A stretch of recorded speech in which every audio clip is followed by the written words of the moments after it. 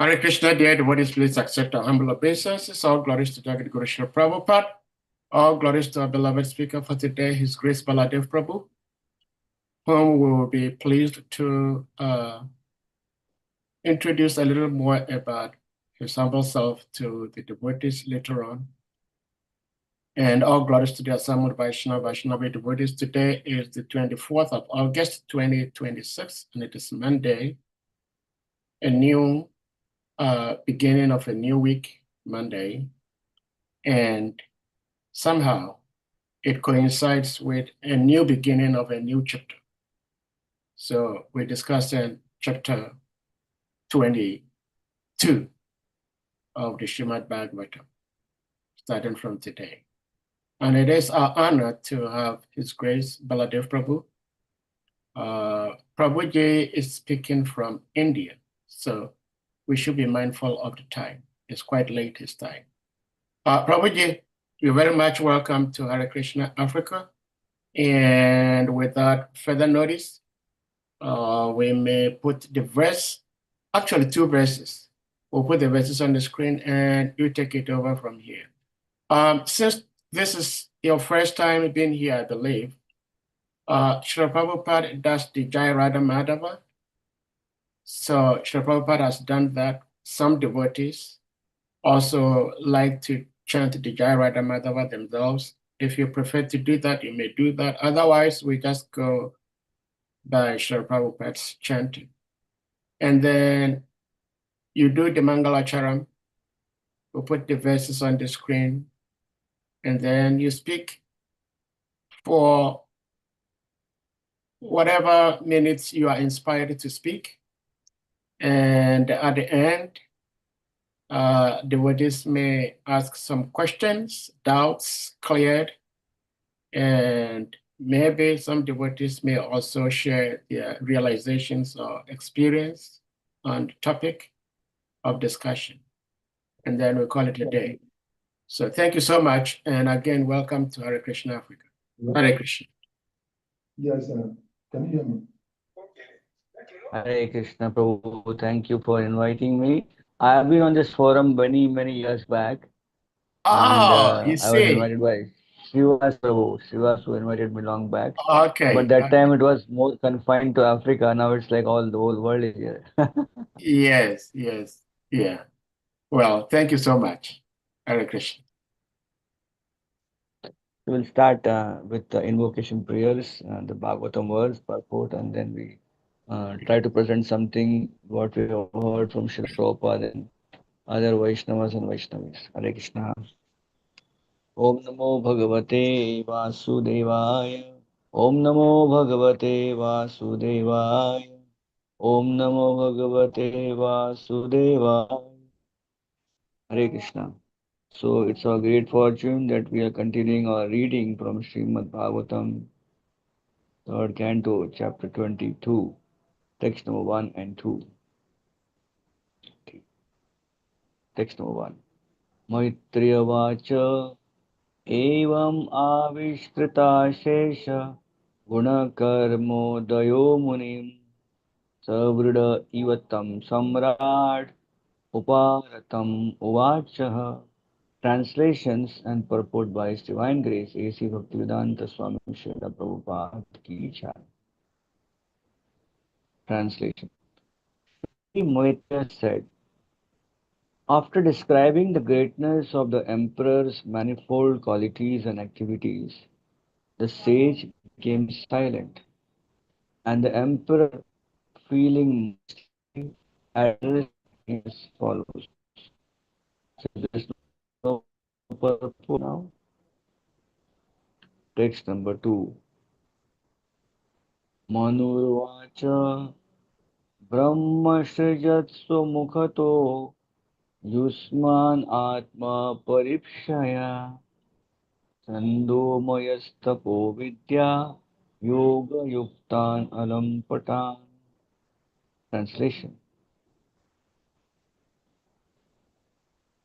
Manu replied, to expand himself in Vedic knowledge, Lord Brahma, the personified Veda, from his face created you the Brahmanas, who are full of austerity, knowledge, and mystic power, and are averse to sense gratification. Purport. The purpose of the Vedas is to propagate the transcendental knowledge of the absolute truth. The Brahmanas were created from the mouth of the Supreme Person, and therefore they are meant to spread the knowledge of the Vedas in order to spread the glories of the Lord. In Bhagavad Gita also, Lord Krishna says that all the Vedas are meant for understanding the Supreme Personality of Godhead.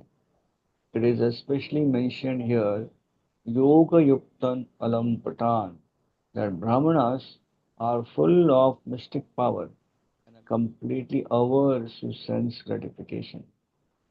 Actually, there are two kinds of occupations. One occupation in the material world is sense gratification, and other occupation is spiritual activity to satisfy the Lord by His glorification.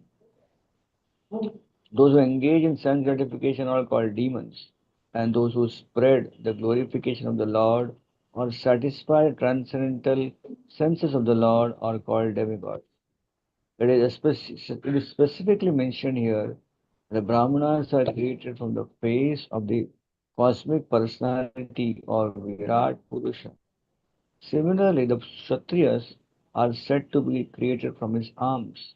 The Vaishyas are created from his waist, and Shudras are created uh, Shudras are created from his legs. Brahmanas are specially meant for austerity, learning, and knowledge, and are averse to all kinds of sense gratification.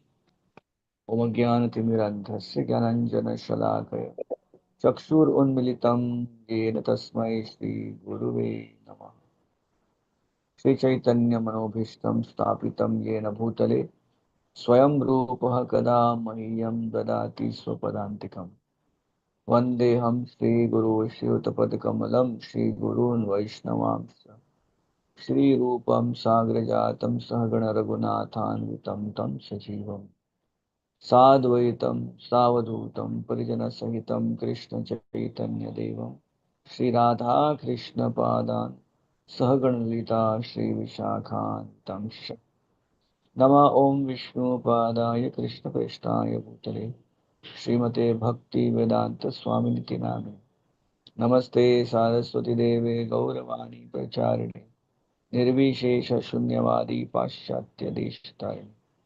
वञ्चाकल्पतरुभ्यश्च कृपा सिन्धुभ्य एव च पतितानां पावनेभ्यो वैष्णवेभ्यो नमो श्रीकृष्ण चैतन्य प्रभु नित्यानन्द श्री अद्वैत गदाधर शिवासादि गौर भक्तवृंद हरे Krishna Krishna Krishna Hare Hare Hare Ram Ram Ram Hare Hare Hare Krishna Hare Krishna, thank you all very much for joining today's Srimad Bhagavatam class and grateful to all of you for inviting me here. It's a great pleasure to meet all devotees who are staying in different parts of the world but have the connection strong rooted in the beautiful land of Africa. Thanks to Sahadev Prabhu for inviting me. I recently met him in Guyana and he asked me to join this session. Thank you, Prabhu, for considering me for this service and honoring me. Uh, I will like to present something which I have learned in my Krishna consciousness from all devotees and especially from Srila Prabhupada's teachings. And then we'll open this discussion, this session for further discussion, and devotees can throw some light. And if there are some questions, we can try to answer some questions as well. So this is a very beautiful chapter, and in fact, it's an ongoing event. It's a series of chapters describing about the meeting between two very advanced devotees, great Mahabhagavats. One is Swayambhuva Manu. We all know Swayambhuva Manu is a very advanced devotee. In fact, he is one of 12 Mahajans, right? We say Narada, Brahma, Narada, Swayambhu, Manu, Janako, Kapilo. So he's one of the Mahajans. So Swayambhu Manu, the Mahajan, is come here.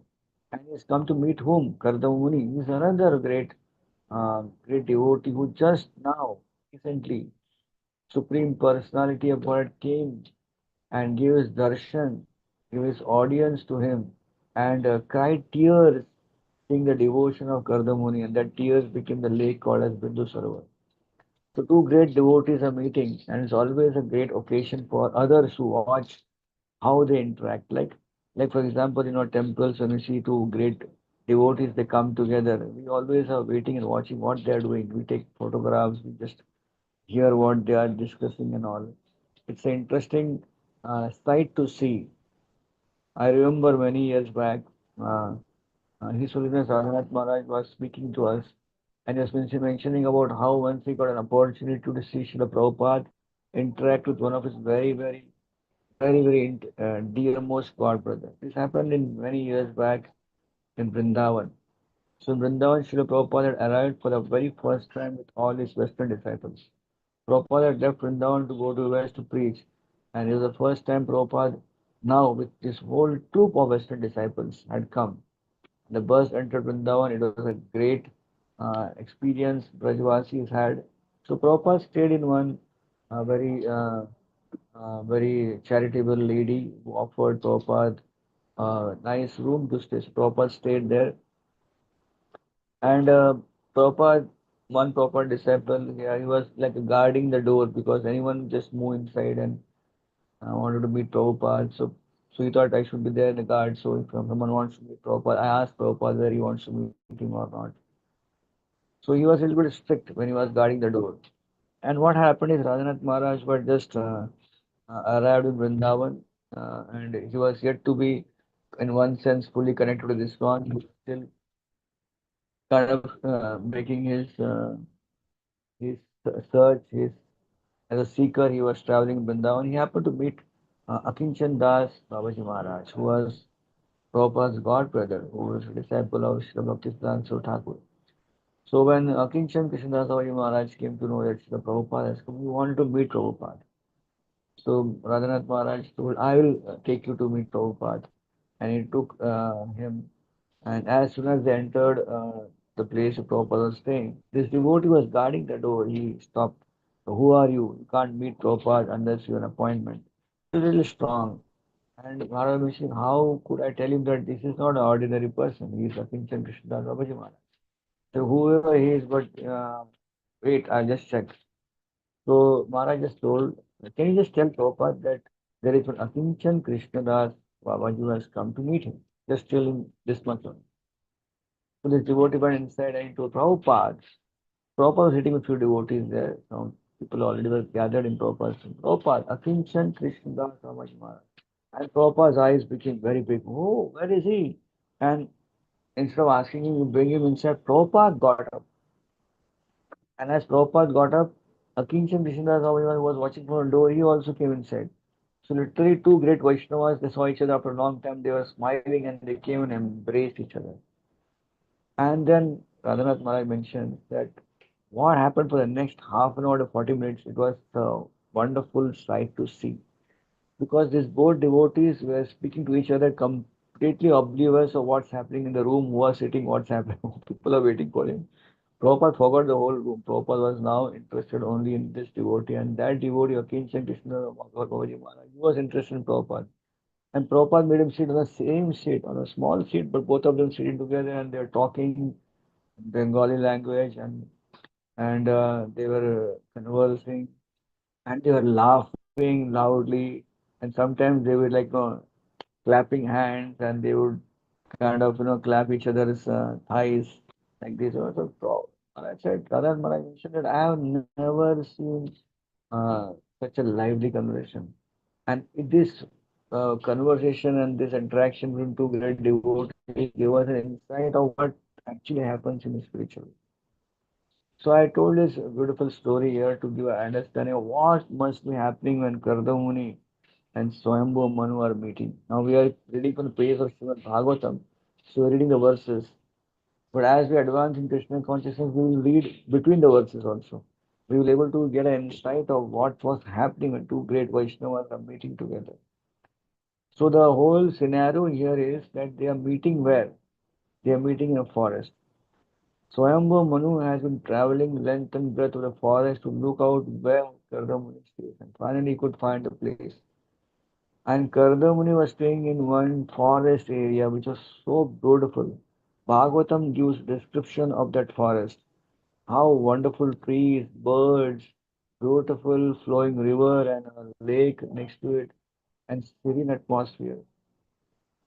And we can see that it's such a beautiful description. And Karda Muni decided to stay in a forest. I'd like to bring a point very important here.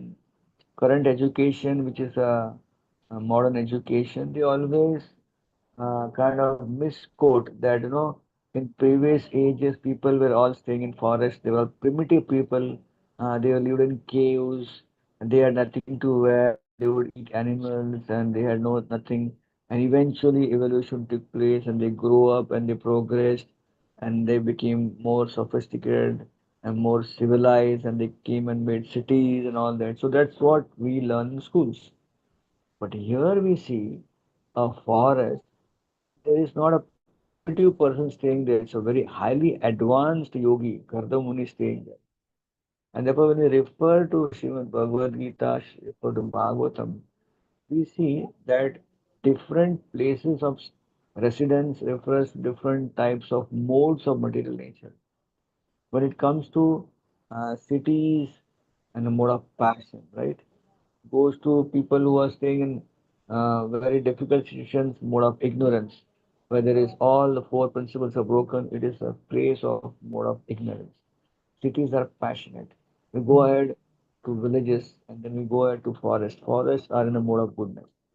So Kardamuni was an advanced yogi, decided to go to forest because forest was in a mode of goodness, which was very, very apt for his practice of yoga and trying to meditate on Supreme Personality of Godhead.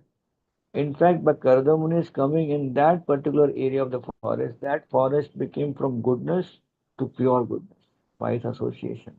And therefore, the Supreme Personality of Godhead appeared to Kardamuni and gave his personal audience and spoke to him.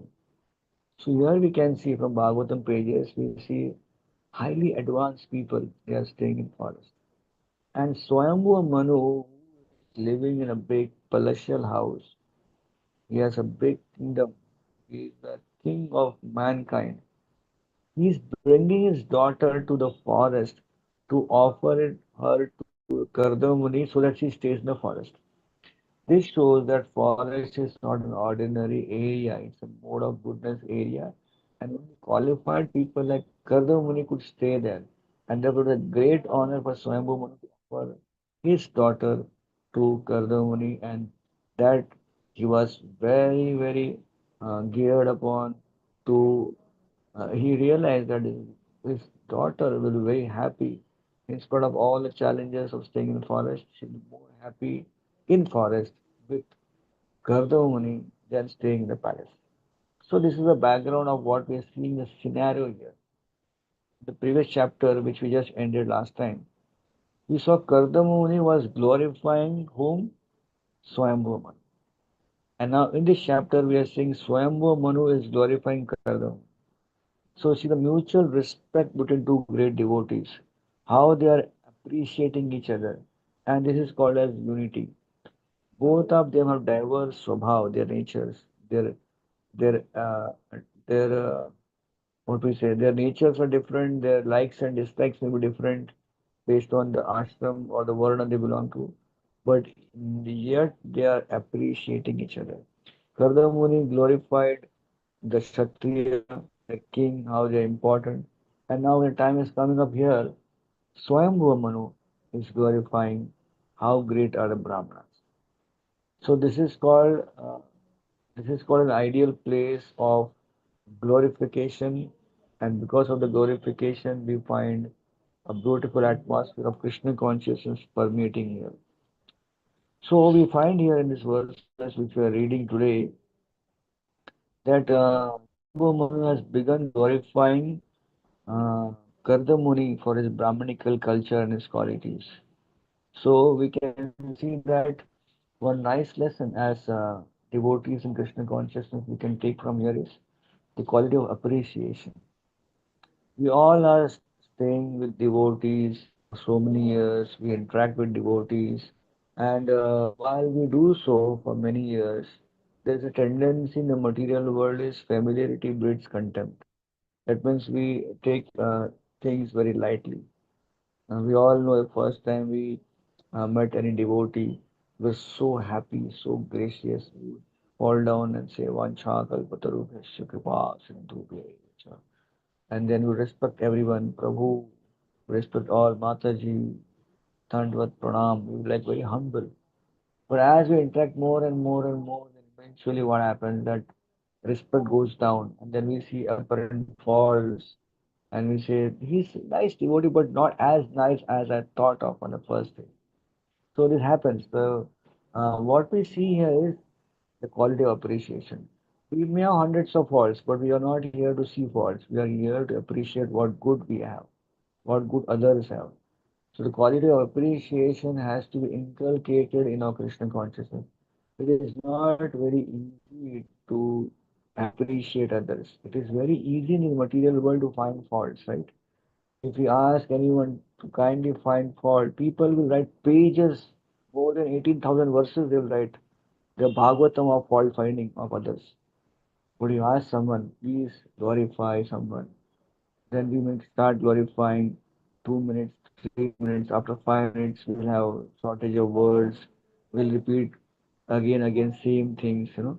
Why? Because appreciation is not an easy thing. Because the tendency of Kali Yuga is Kale dosha nidhe rajan. This Kali Yuga is ocean of faults. So we are swimming in the ocean of faults. So we hardly see any good qualities and we don't focus on them. So when we see such discussions between Kardama Muni and Swayambhu Manu, we see that how they are appreciating each other. And they are not just verbatim appreciation, they are actually saying that how we are dependent on each other. In this case, we see here, uh, Kardama Muni glorified Swayambhu Manu that because you are a great king and a ruler, and you are taking care of all the Brahminical race, therefore we are surviving. And now we are saying, Swayambhu Manu is saying that actually because of Brahmanas, we are surviving as a king. Because Brahmanas are not there to guide us, what we will do? We'll be useless. So here is the whole idea of interdependency. And this is what in a community of devotees, we should also develop the quality of interdependency. We are not an island. We are depending on so many people, right? We depend on for so many utilities, so many resources. We depend on other devotees, other people around us, and therefore we appreciate each and every devotee's contribution. Just like we have our hand or fist, and a fist has its 5 fingers, right? And these 5 fingers are all different. No finger is same. Yet every finger is important. Maybe in our life day to day, we may not use all the four. Some fingers we may not use regularly, but some fingers we may use more regularly. But that doesn't mean that that finger which is not used regularly is a lesser finger. Everything is important because if one finger goes away, then what happens? We call ourselves a handicap.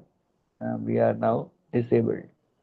So in Krishna consciousness community, every devotee, whether he is a temple president or temple resident or temple congregation or a new bhakta or a new bhakti, anyone or a well-wisher, they are all important because everyone coming together doing their own service, we appreciate their contribution.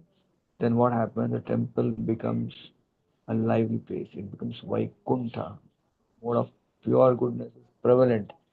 And therefore, when great Vaishnavas come together, in that association, Supreme Personality of Godhead also is present.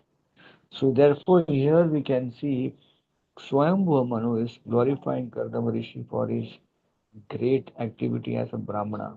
And because of him, Swayambhu Manu is saying that we are surviving as a king here. Now, quite interesting here is that the king here was Swayambhu Manu is offering service to a Brahmana who is very poor, right? Karda Muni hardly had anything. He was just an attached hut in a forest, living very natural lifestyle. And Swayambhu Manu is coming from a huge opulent palace. And here is a great king offering his service to a great Brahmana. We find that this has been we always go through such examples in the case of Bhagavatam and Mahabharata and Ramayana. How great kings would give respect to great devotees who are Brahmanas, who are sages, who are staying in forests. So they would like be very much and gearing upon to welcome them and to appreciate them and to serve them. The wonderful example is that of how we see when Dashrath was ruling the kingdom and Vishwamitra Muni came from the forest. Dashrath Maharaj actually ran to welcome Vishwamitra Muni and made him sit on his own throne. And we can see amazingly, uh, you know, in Sanskrit, sannyasi is called as Maharaj, right? And a king is also called Maharaj, right? Maharaj Parikshit. And you also called Maharaj, sannyasi is also called as sannyasi Swami Maharaj. So both are called Maharaj. Why they are Maharaj? Because the king is ruling a very huge kingdom and therefore he is control over the entire kingdom. Therefore he is Maharaj because to run a big state in a very peaceful way, keeping everyone happy is not an ordinary thing. So he is called Maharaj because he has kept everyone engaged and the whole state is prospering under his direction. And the other Maharaj who is a sannyasi, who is a renunciate, he is Maharaj because he has control another physical realm, the body, the senses, and his control is mind and senses. And because of that, he is called Maharaj. So here is Dashrath Maharaj welcoming Vishwamitra Maharaj. And then Dashrath Maharaj tells Vishwamitra Muni, you have come here, please let me know how I can serve you. So this was the interaction between a king and a sage. We also have example of Bali Maharaj. Bali Maharaj was doing a very big yajna. And Vamandev walks in, a small dwarf Brahmana. And Bali Maharaj leaves his yajna and said, how can I offer you something? Please tell me. He said, I only want 3 steps of land. And Bali Maharaj, he gets a hint, his Shukracharya, his guru tells him, oh, don't give him anything. He is Vishnu. "Oh, he's Vishnu. And Vishnu has come to ask me. It's my great privilege. I will surely give him. So another interaction between great king and Brahmana. So we find throughout the pages of scriptures, we find such interaction between great kings and also great sages. How they respected each other, how they were very much eager to serve each other. So this is called a proper platform of interaction dealings, a proper platform etiquette between Vaishnavas. So very important to know that when we come together as Vaishnavas and Vaishnavis, we generally have a tendency of interaction based on our material conditioning. We have been staying in the material world for so long time, not just this lifetime, but millions of lifetimes. And then based on those conditionings, we interact with other people. But when you come to Krishna consciousness, we have to learn the art of Vaishnava etiquette from Srimad Bhagavatam, the art of culture of respecting, appreciating others. Otherwise, what will happen? We'll come up in society of devotees and carry the same impressions which we have in the outside world and deal with devotees also in the same way. And that creates huge aparadhs, huge offenses. And therefore, Vaishnava etiquette is a very, very important. Prabhupada said Vaishnava etiquette is like an ornament on the body of a Vaishnava. The ornament decorates the body of a Vaishnava, and that ornament is the way he talks, the way he interacts, the way he respects. So Vaishnava etiquette is important, and that's emphasized here to Srimad Bhagavatam, how we should interact with other devotees based on their position, their status quo, and all that. We are discussing this Kardama Muni and Swayambhu Manu discussion here. That discussion actually is happening between two great devotees, who are also Maharaj and who is also like Kshatriya and a Brahmana. I mean, Vidura was born from a Shudra, but still he was raised as a Kshatriya, as an administrator. So Vidura is discussing with Maitra Rishi. Maitra Rishi is sannyasi, is a renounced person, and Vidura is from a kingly life. So they both are interacting and they are discussing Srimad Bhagavatam. And this Srimad Bhagavatam contains a description of another king, Swayambhu Manu, interacting with Kardama. So this is all about how different interactions happening within the pages of Srimad Bhagavatam. And interestingly, very amazing, I was just going through Srimad Bhagavatam and looking at various questions Vidura is asking to Maitreya Rishi. I was really impressed. Vidura is asking about, tell me what happened, how Kardama Muni and uh, Devahuti got married. Now, can you imagine two people who have renounced their lives? They are coming in the forest and they are discussing what? Tell me how they got married. No, generally marriage and all is more a matter of grastas, those in household life. What the sannyasis, renunciates have to do with that. But yet, when Vidura is asking this question, Maitreya Rishi is not correcting him. Hey, why are you asking this question? Marriage. No. He is enthusiastically answering that question by giving the whole story of what happened. Why? Why Vidura is asking this question of marriage of these two devotees? Because Vidura knows that marriage is a Krishna conscious marriage, and that marriage, what will happen? In future, Supreme Personality of Godhead, Lord Kapila Muni is going to appear. So this whole katha, the discussion, the whole story is a Krishna conscious way of progressing even for renunciates here. And Maitreya Rishi also is explaining because he knows that this whole story of both of this great Vaishnava and Vaishnavi, that is Devavati Mata and Kardama Rishi's married life, is not an ordinary story, the story of Krishna consciousness. An amazing thing, now here we see Swayambhu Manu is going to offer his daughter to Kardama Rishi. And they go, and eventually in the Bhagavata mentions they got married. Now Vidura doesn't stop there. Vidura is asking the question now that after they got married, tell me what happened. Now that's more deeper, right? What happened after marriage. But they want to know because it's a very, very important thing. They came together, how they led their married life in Krishna consciousness, how things rolled on, eventually how Supreme Personality appeared, Lord Kapila appears. So we find in Bhagavatam that even great renunciates are discussing about married life of some people, and those people are not ordinary people, they are great Vaishnavas, Mahabhagavats. And what their married life also purifies even those in the renowned sort of life. Sukadeva Goswami is Paramhamsa. He is completely detached. At the age of 16 years, he was born and just walked off from his home. No attachment to his house. And this Sukadeva Goswami got attracted to Srimad Bhagavatam. And while narrating Srimad Bhagavatam to Parikshit Maharaj, Sukadeva Goswami is narrating about names of family. Can you imagine?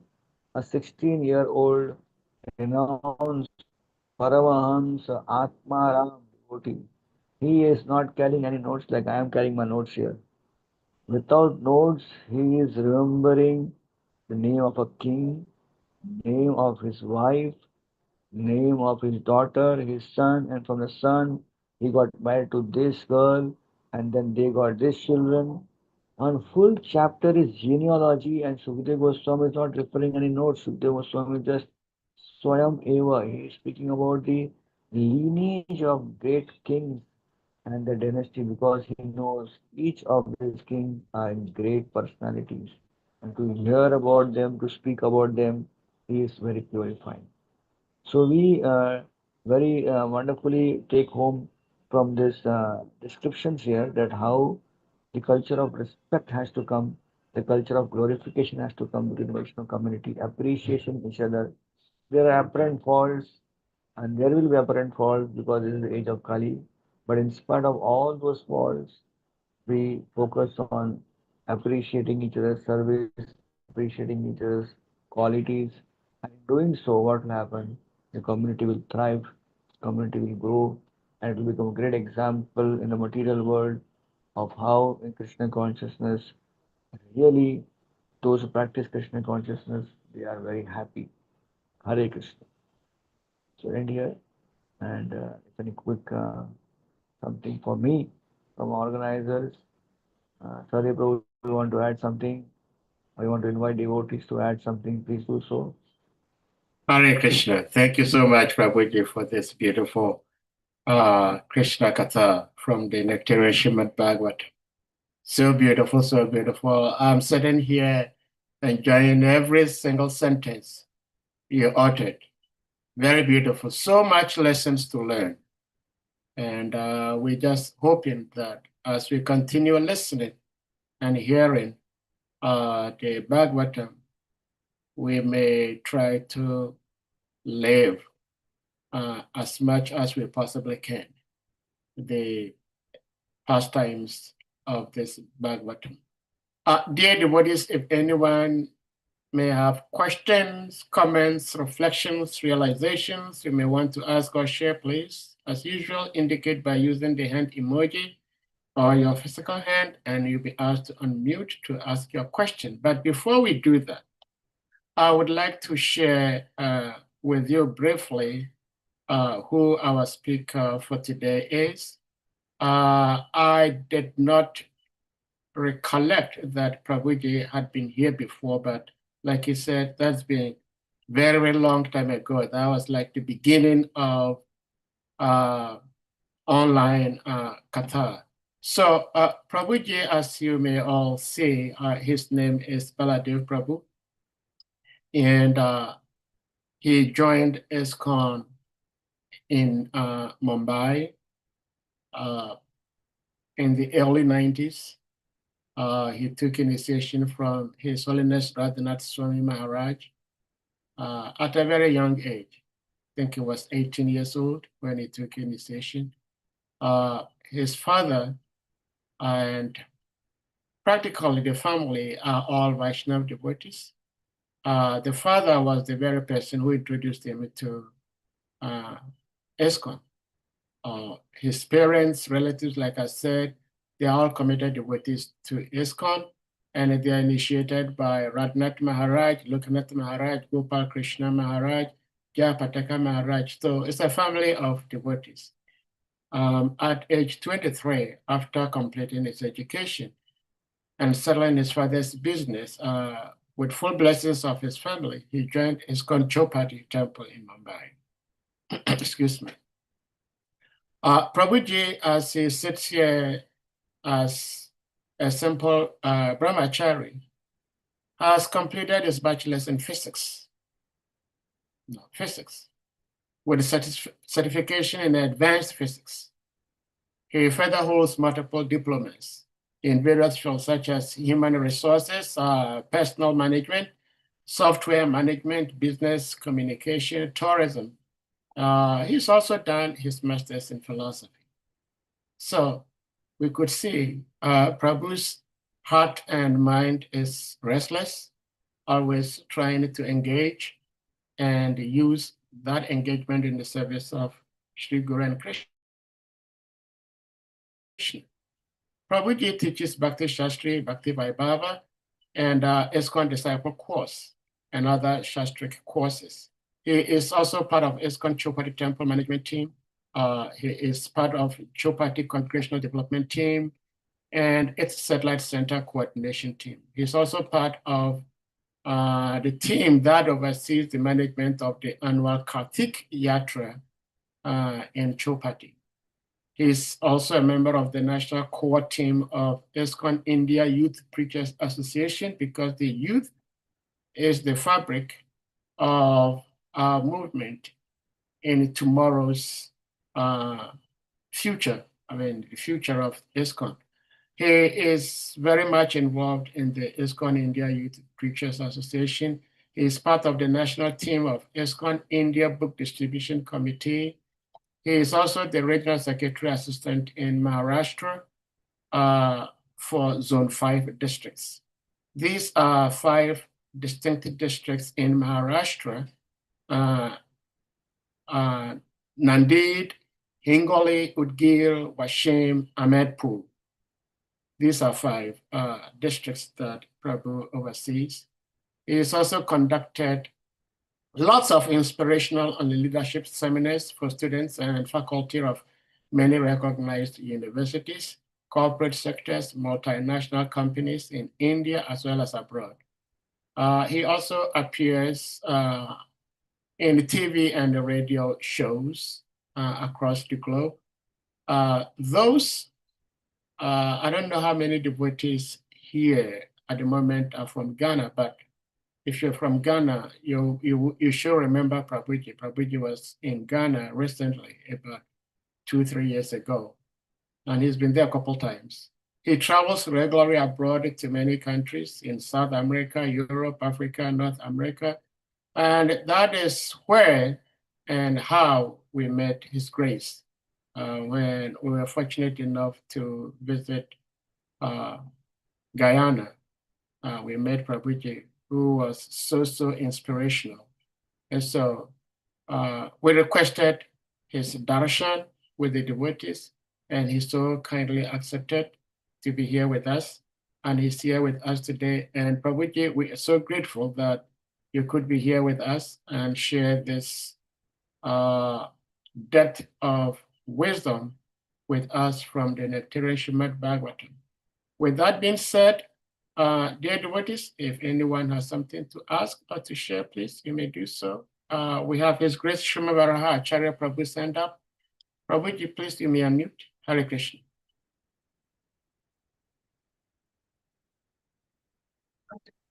Yeah, Hare Krishna, please accept my humble obeisances.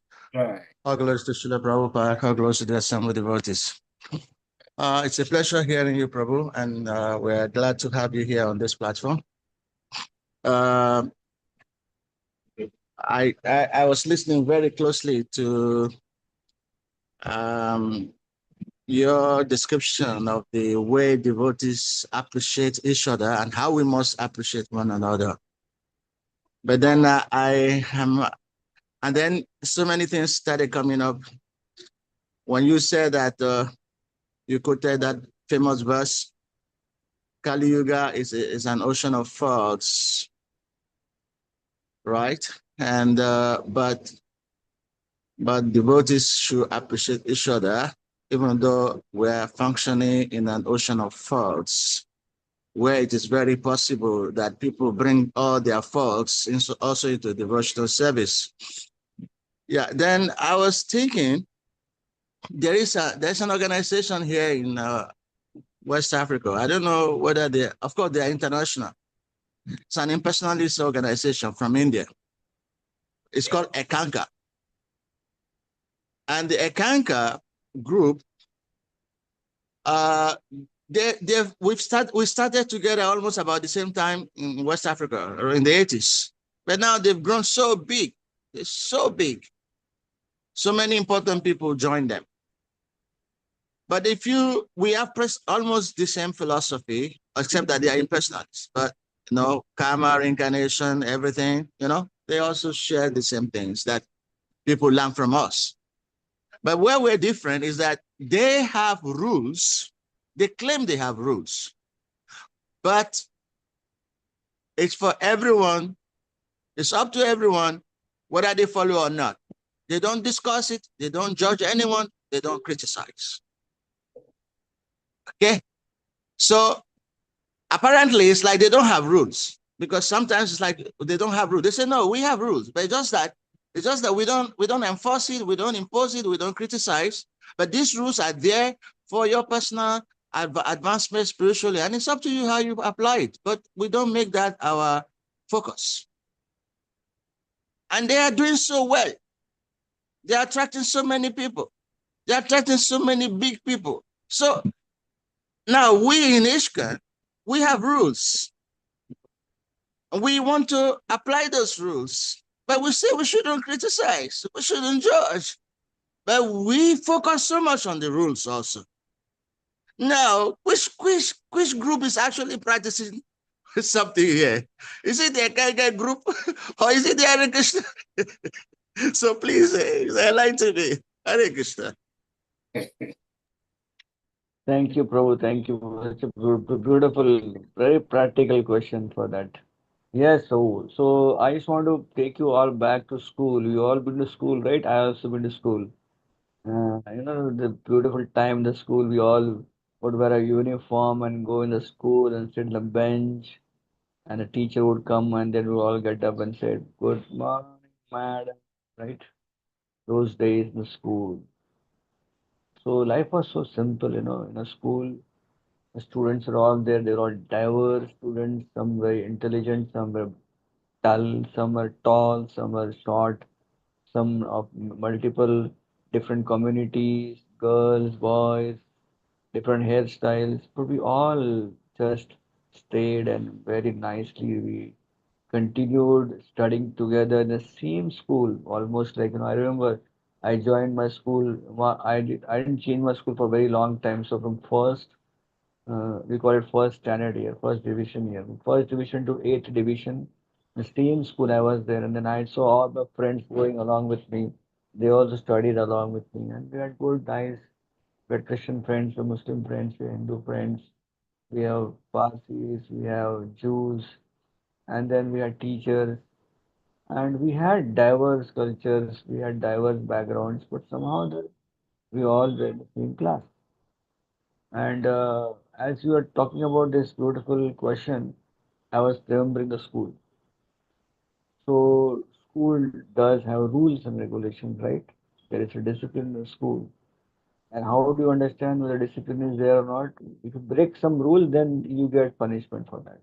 If you don't break any rule, then you are a very nice, you got a good remark on the report. Very good boy, very good girl. Like that. However, in a school, we need to know the students are there. They don't impose the rules on each other. It is a teacher who imposes the rule. The teacher will always make sure that all the pupils, the students, are following the rules. Now, take a scenario. Let's say a hypothetical scenario where in school, where we all go as a student, as a small child, if every child starts imposing rule on other child, what will happen? There will be chaos, right? There will be chaos. There will fights. There will be, why you are not following this rule? None of your business. You keep quiet. You ask them. Stop abusing each other. You talking ill about each other. So in school, what happens? The students they are studying, and there are some people who are supposed to keep the class, keep the school disciplined. So we are very blessed that we are in a moment which very much emphasizes on do's and don'ts, right? What we need to follow and what we need not follow, because that's very important. Rupa Goswami also mentions in Nectar of Instruction 6 ways of progressing of one devotee, how in a progressive life of a devotee, six favorable conditions of Krishna consciousness, six things not favorable for Krishna consciousness. So Acharyas discussed that, and we also discussed in the Bhagavatam class. Now, one thing which I've seen where many people, like at least in my case, I am also a big fault finder, is that we take rules in our hands. In each community, there are certain people who are supposed to make sure everyone follows the rule. But what happens in many places is every devotee becomes an in charge and starts making sure everyone follows the rule. So we need to know that when it comes to appreciate others, we are not as enthusiastic as when we want to correct others. So therefore, in English, they're saying, catch them doing right. But we seldom do that. We always catch them doing wrong. We're always waiting to see something wrong happening and say, hey, Prabhu, hey, Mataji, why are you doing like this? It's not supposed to be done. So I'm not saying that we should not object wrongdoing, but not everyone should do that. It's specifically the subject matter of correction should be with some few devotees who are very senior and mature. They know how to handle things. They should do it. And whenever there's some issues, we need to immediately work on it and solve the issues.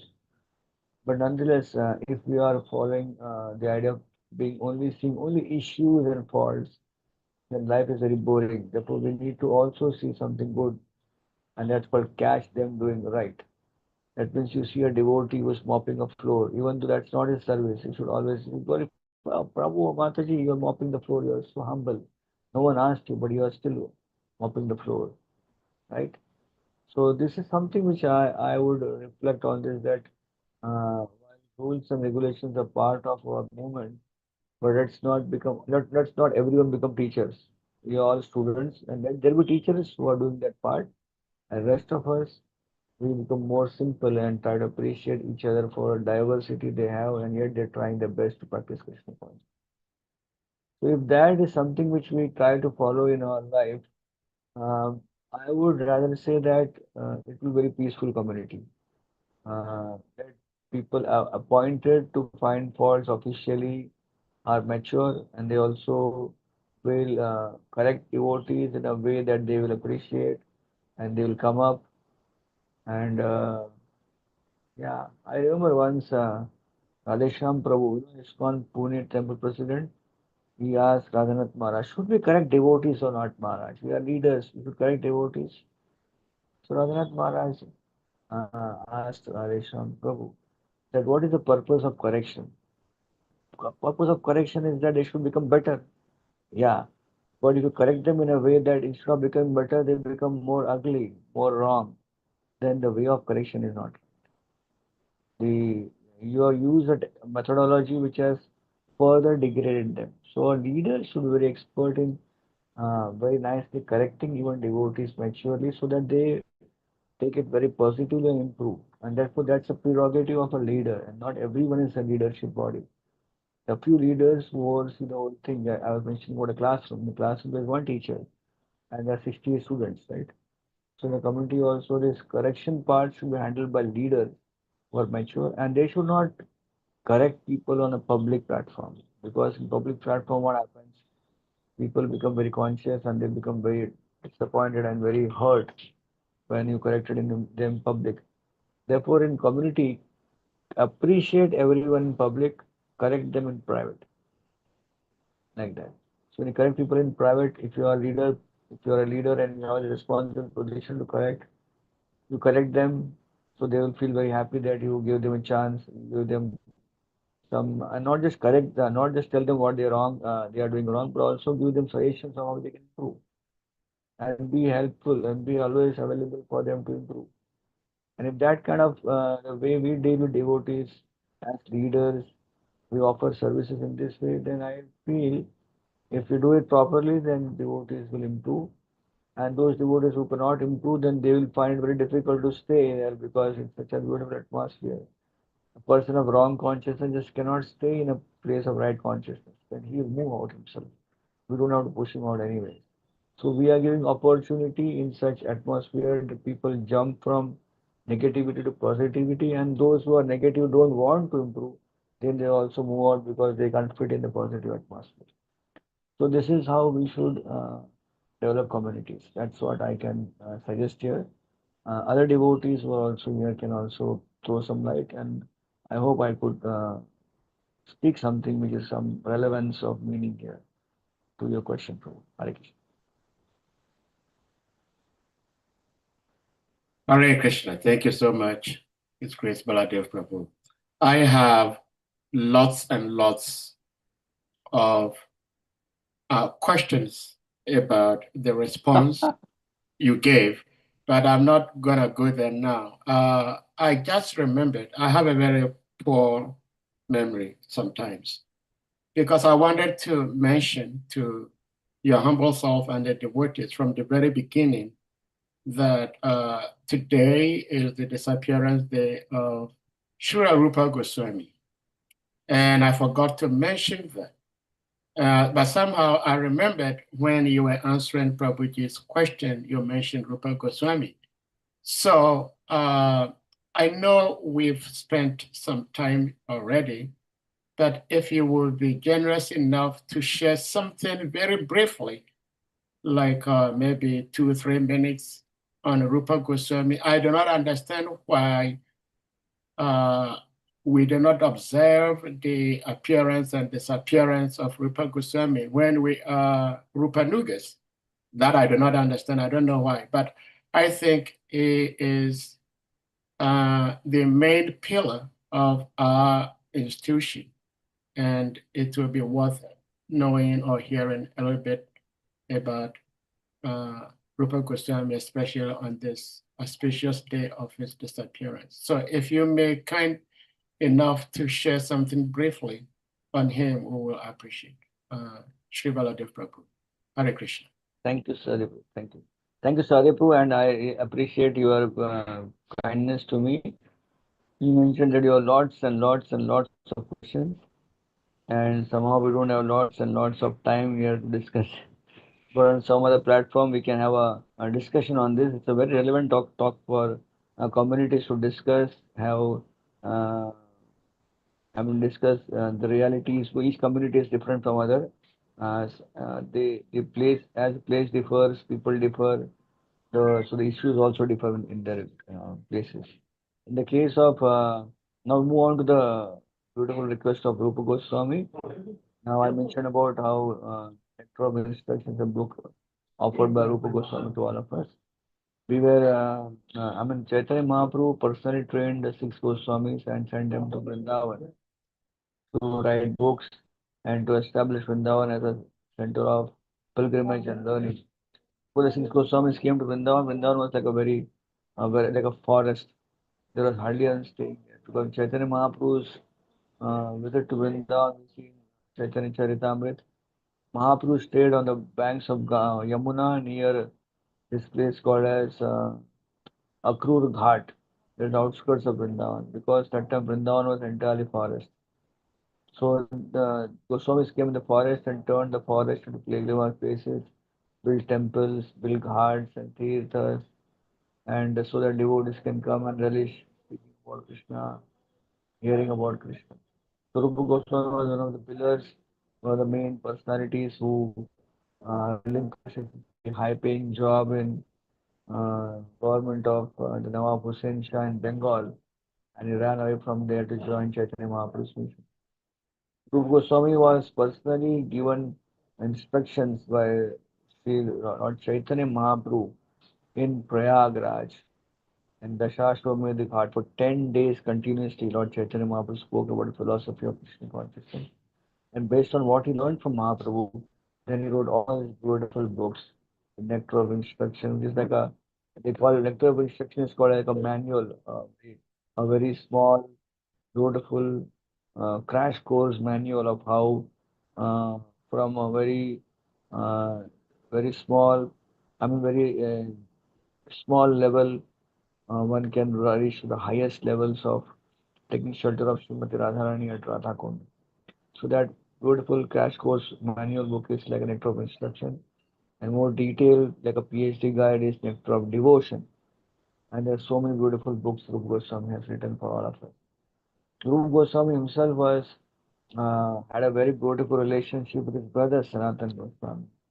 And not just Sanatan Goswami, they had beautiful relations amongst each other. Jiva Goswami, Gopal Bhatta Goswami, the other Goswamis like Lokanath Goswami, Kashishwar, and all these devotees stayed in Vrindavan and they would meet each other and they would be always discussing Krishna Katha.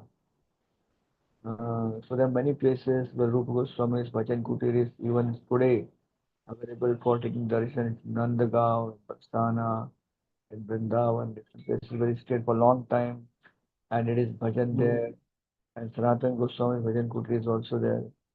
So Rupa Goswami spent his time in Vrindavan establishing the beautiful temple of Radha Govinda and the deities of Radha Govinda. And he wrote all these books to establish Krishna consciousness. We all Rupanugas, as you mentioned very beautifully. Thank you for that information. Yeah, so uh, it is said that Lord Chaitanya Mahaprabhu is non different than Shri Radha and Krishna, right? And the most intimate associate of Srimati Radharani among all the gopis, Laita Gopi, Laita Sakhi. And the personal manjari, the most important assistant to gopis are the manjaris. And the primary, the most important person in that whole group is Rupa Manjari.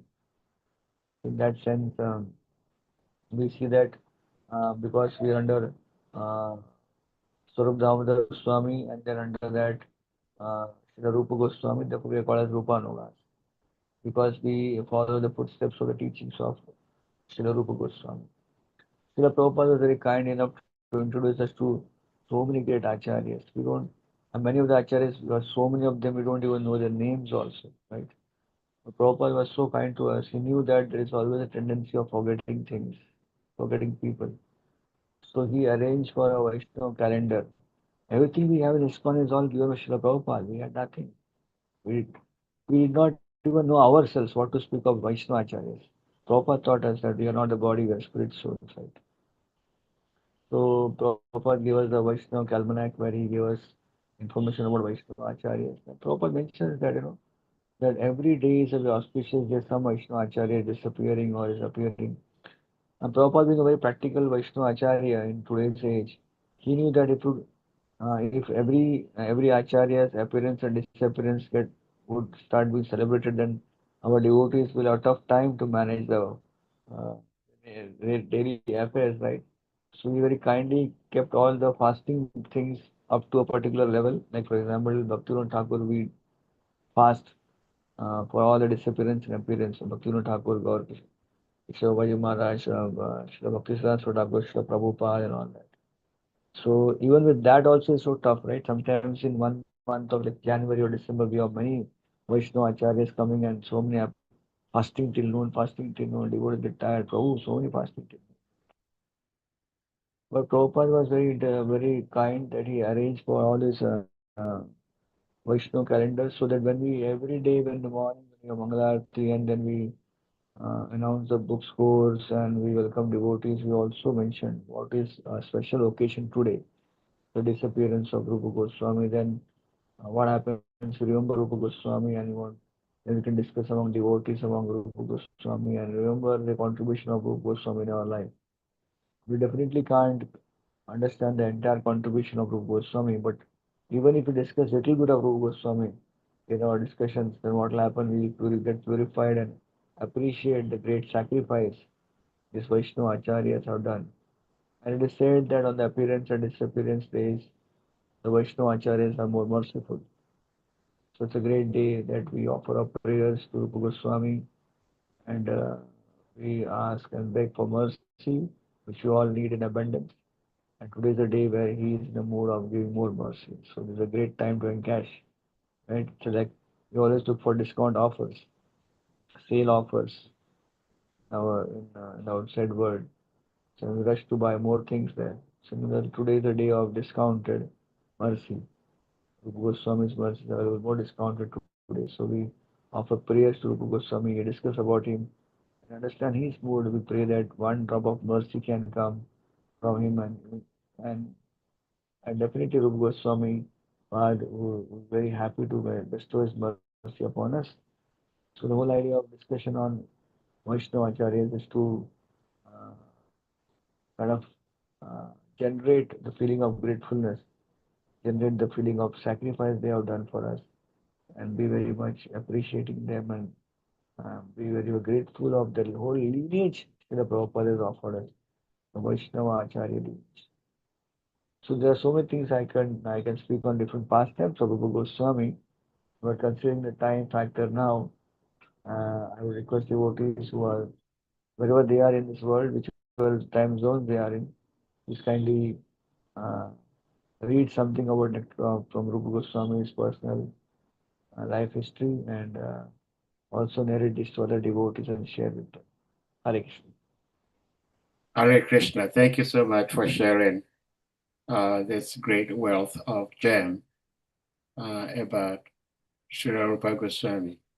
I just read briefly on him last night, and it is suggested that even though he wrote quite a number of books, but the most relevant to all of us is the Nectar of Devotion, which Srila Prabhupada so kindly gave to us. So we will humbly request the devotees to try on this particular auspicious day to read something from Nectar of Devotion so we can better understand how properly to practice devotional service. If Prabhuji, you have maybe a couple more minutes, I don't know if any devotee may want to ask something like we indicated Prabhuji speaking from Mumbai, India, I believe. Is it Mayapur? I think so. I think Mayapur. Prabhuji speaking from Mayapur. I think it's the same time zone, so it's quite latest time. But if anyone has a question, one question, you may do that. Otherwise, we'll bring this to a close for today and hope to have Prabhuji's association in the very near future, because especially in Shrimavara Prabhu Acharya's question and the answer, this is not the first and it will not be the last that this topic comes up. But whenever it does raise its head, we'll have to try to shed some light on it. Yes. Tribhuvanat Prabhu, nice to see you here again, Prabhuji. You're going to be the last person to either ask a question or share reflections, because we have about 3 minutes left. Tribhuvanat, Hare Krishna. Hare Krishna. Jai. Hare Tribhunath Krishna. Tribhunath was very kind to me. He wants to give me darshan and his beautiful Mani, so I can hear him. I recently was in Nigeria, but I missed the association there. His Grace Baladev Prabhu Ki Jai. Jai. So, first of all, I want to say thank you, Prabhu, for coming to inspire us with your kind words. And I also want to say thank you to Sadi for always keeping this platform going. Prabhu, I don't know if you have little time that you can just throw light into what we have in the purport there, in the purport to this text to Baladev Prabhu. Yeah. Yeah, in the purport to text 2, I think of this stuff just with, we see that Srila Prabhupada was giving a comparison of two occupations, one for the general public, one for the demigod. And it was somehow related to what Srimad Varaha, if we look at the cosmos, cancellation of this age, even before now, we see that these two occupations, the one for sense gratification is always higher. It's always higher in every part of the continent today. The rate of sense gratification is higher than the duties of the demigod.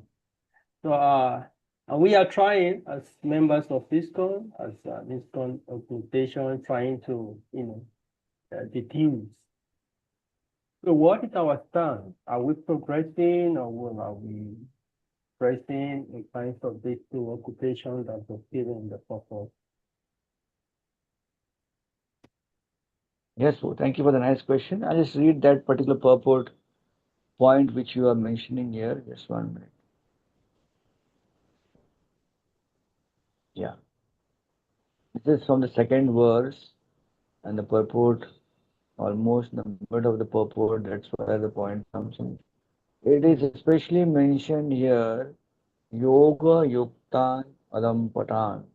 Brahmanas are full of mystic power and are completely averse to sense gratification. Here we go. Actually, there are two kinds of occupations. One occupation in the material world is sense gratification, and other occupation is spiritual activity to satisfy the Lord by his glorification. Those who engage in sense gratification are called demons, and those who spread glorification of the Lord or satisfy the transcendence of the Lord are called demigods.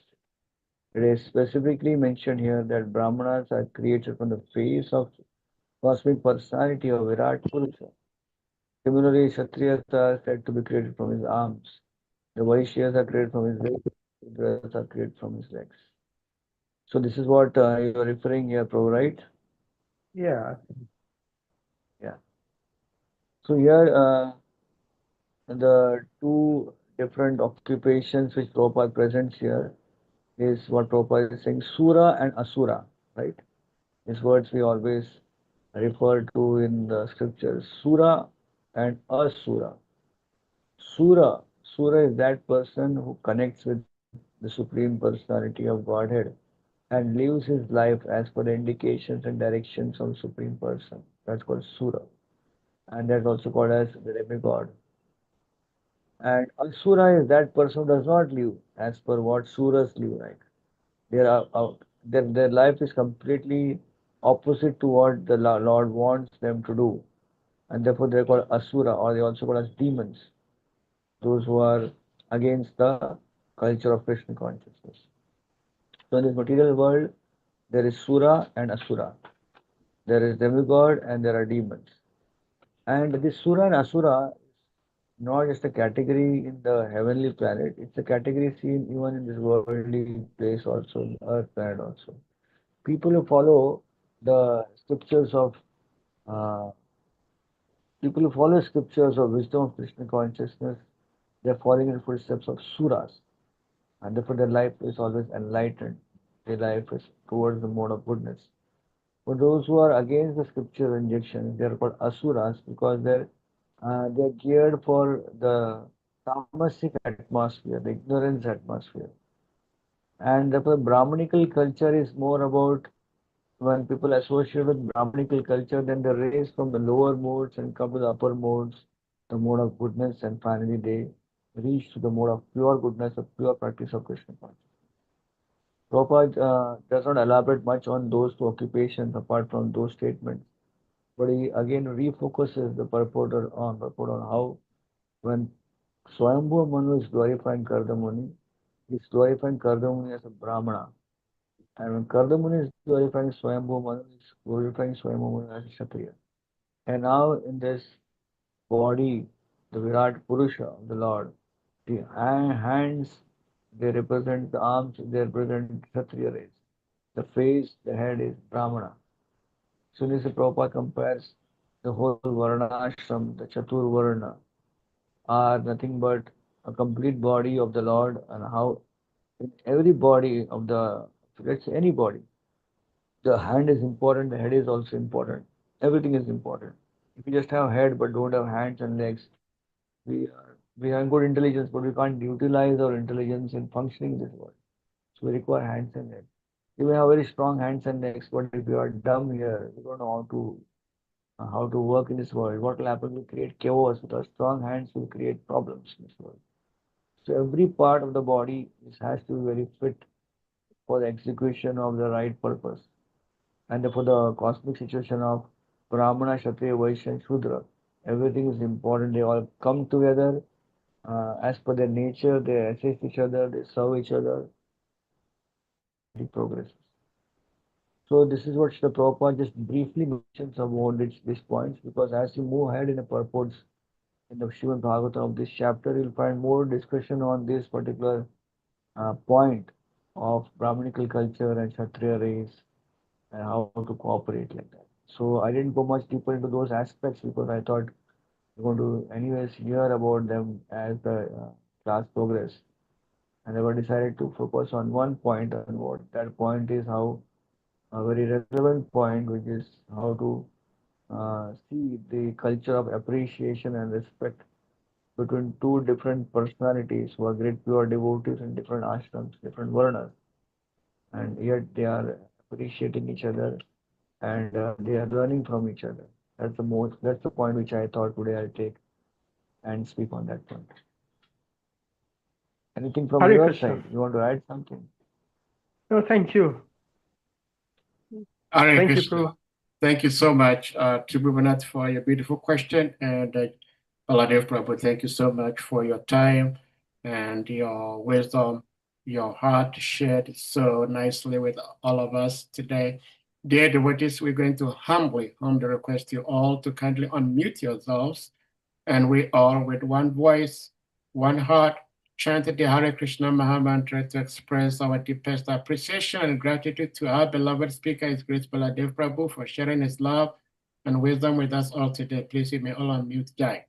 Hare Krishna, Hare Krishna, Hare Krishna, Krishna, Hare Hare, Hare Hare Rama, Hare Hare Rama, Rama, Hare Rama, Rama Rama, Rama Hare Rama, Hare. Hare Hare. Pancha Kalpa Pancha Tarabhasya Kalpatarushya, Eva Asmanidesya, Bhavadevi Patitanam Vaishnavyo Namo Namaha. Ananta Koti Vaishnava Vrinda Ki Jai. His Grace Baladev Prabhu ki Jai. Jai. His co-founder Teresa Jai Jai Srimad Prabhupada ki Bhagavatam. Jai. Jai. All glories to His Holiness Radhana Swami Maharaj Ki Jai. Hare Chakra Hare Prabhu ki jai. Hare Krishna. Shivana Prabhu Ki Jai. Ade Baba ki jai ho. Hare Krishna.